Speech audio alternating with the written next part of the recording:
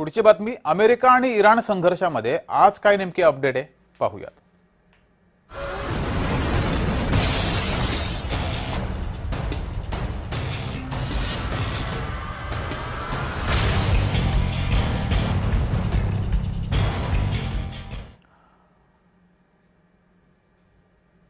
America आणि Iran संघर्ष पुन्हा तीव्र होताना दिसतोय। अमेरिका आणि इराण यांच्यातील तात्पुरती युद्धबंदी जवळपास संपुष्टात आली आहे। दोन्ही देशांकडून पुन्हा हवाई हल्ले आणि प्रत्युत्तरात्मक कारवाया सुरू झाल्यात।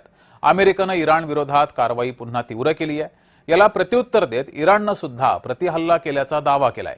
अमेरिकेनं इराणमधील लष्करी तळ, क्षेपणास्त्र प्रणाली आणि सामरिक ठिकाणांवर हवाई हल्ले केलेत। होर्मुझ सामुद्रधुनी परिसरात अमेरिकेनं आणखी हातपाय पसरल्याचं सांगितलं जात आहे। याला चोख प्रत्युत्तर इराणनं अमेरिकेच्या सहयोगी देशातील काही अमेरिकी तळांवर ड्रोन आणि क्षेपणास्त्र हल्ले केल्याचा दावा केला गेलाय। होर्मुझ सामुद्रधुनीवरील नियंत्रण कायम ठेवण्याचा इराणचा निर्धार आहे। होर्मुझ सामुद्रधुनीत तणाव वाढल्यानं तेलाच्या किमतींमध्ये वाढ झाली आहे। जागतिक जहाज वाहतूक आणि ऊर्जा पुरवठ्यावर सुद्धा याचा परिणाम होतोय। आखातामध्ये तणाव वाढला असला तरी संवादाची शक्यता पूर्णपणे संपलेली नाही।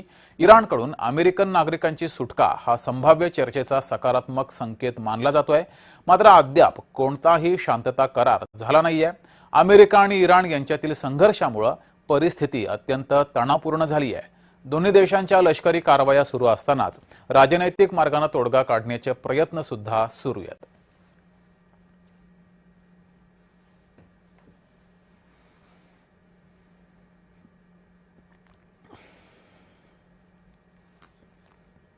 तर इराण युद्ध सुरू होऊन 4.5 महिने उलटूनही अमेरिकेला विजय घोषित करता आलेला नाहीये। उलट जगभर नाचक्कीत झाली आहे। त्याची नेमकी कारण काय आहेत ती पाहूयात। अमेरिका इस्रायलने इराणवर एकूण 23,000 हल्ले केलेत। एक दोन नव्हे तर तब्बल एकूण 23,000 हल्ले केलेत।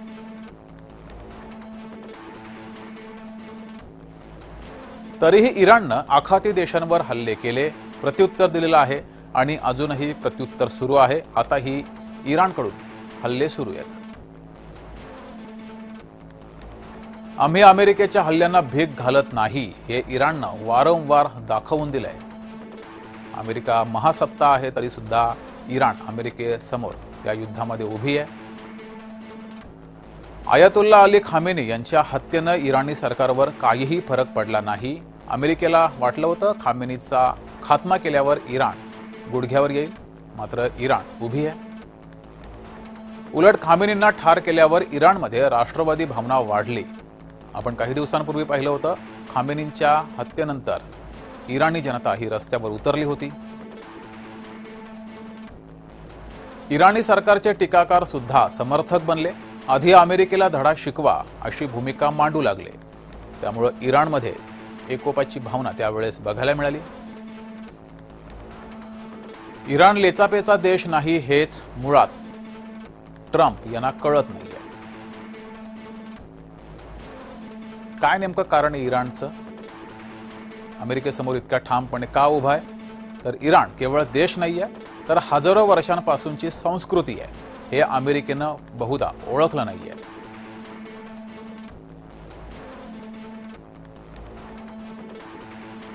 2025 मधील 12 दिवसीय युद्धानंतर लगेचच इराणनं पुढील युद्धाची तयारी सुरू केली होती। यापासून अमेरिका अनभिज्ञ होती। तर कच्चे तेल हे जगातील सर्वात महत्त्वाच्या नैसर्गिक संसाधनांपैकी एक आहे। कच्च्या तेलाच्या किमतीत सध्या सातत्यानं वाढ होतीये। अमेरिका इराण यांच्यातील वाढत्या संघर्षाचा सर्वाधिक परिणाम कच्च्या तेलाच्या किमतीवर होतोय। कारण जगातील मोठ्या प्रमाणात तेलाची वाहतूक मध्य पूर्वेतूनच होते। सध्या संघर्ष तीव्र झाल्यानं पुरवठा खंडित होण्याची भीती वाढली आहे। कच्च्या तेलाचा दर $85 प्रति बॅरलवर गेलाय।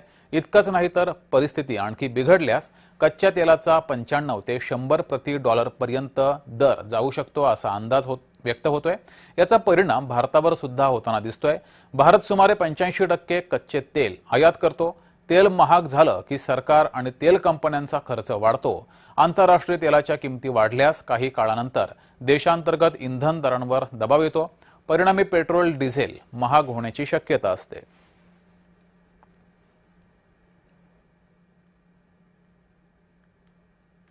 यासोबतच जेम विशेषमध्ये वेळ झाली इथेच थांबण्याची. ताज्या बातम्यांसाठी बघत राहा जय महाराष्ट्र.